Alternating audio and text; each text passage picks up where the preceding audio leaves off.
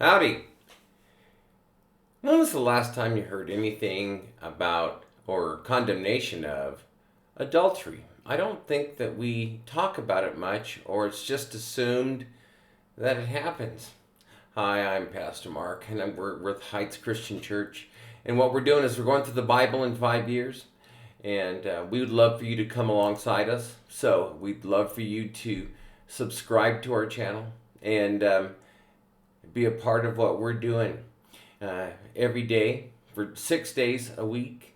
We're going to have a video that we'll read the scripture that we're supposed to do for the day, and then we'll take just a small portion out to help us to be more like Jesus.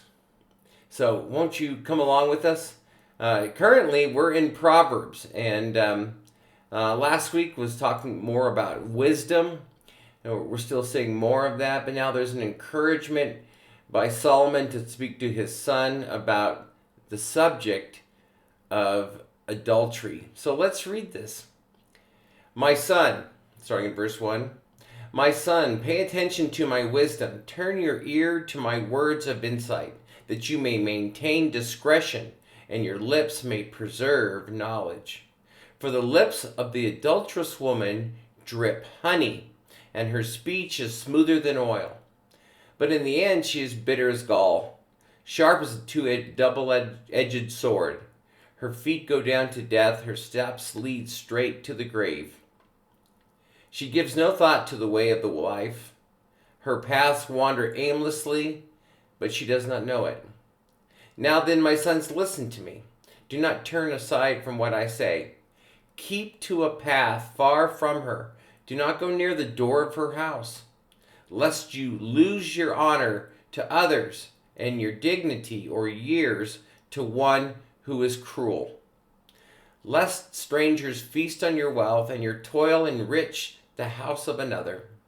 At the end of your life you will groan when your flesh and body are spent. You will say, how I hated discipline, how my heart spurned correction. I would not obey my teachers or turn my ear to my instructors, and I was soon in serious trouble in the assembly of God's people. Drink water from your own cistern, running water from your own well. Should your springs overflow in the streets, your streams of water in the public squares? Let them be yours alone. Never be shared with strangers. May your fountain be blessed. May you rejoice in the wife of your youth. A loving doe, a graceful deer, may her breast satisfy you always. May you ever be intoxicated with her love. Why, my son, be intoxicated with another man's wife? Why embrace the bosom of a wayward woman? For your ways are in full view of the Lord, and he examines all your paths, and the evil deeds of the wicked ensnare them. The cords of their sins hold them fast. For lack of discipline, they will die, led astray by their own great folly. Wow, okay, so 23 verses, a full chapter of scripture devoted specifically to adultery.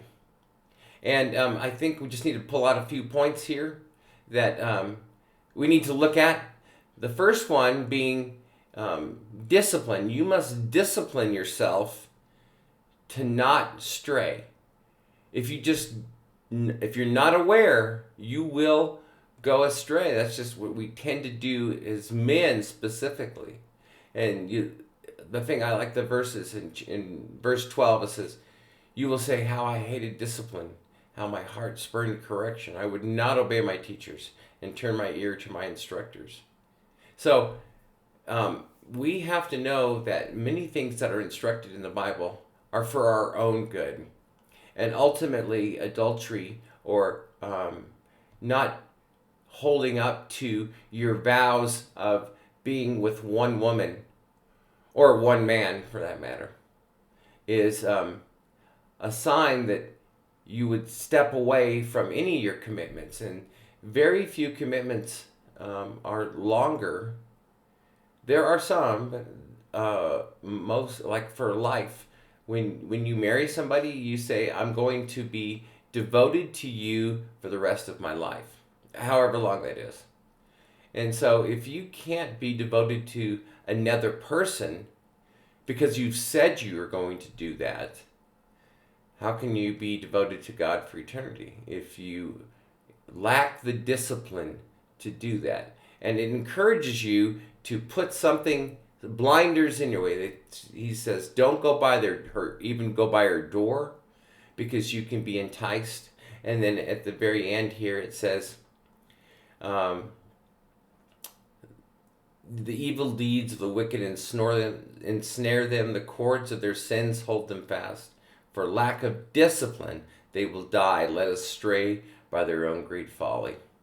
So we need to learn to be able to be students of discipline. The disciplines in the Bible that encourage us to do what is right in the eyes of God. And so that's my encouragement for you today. I hope that this can help you to go ahead and put blinders on. Keep yourself focused on the person that you've chosen in marriage, and be committed to them for life. Have a great day.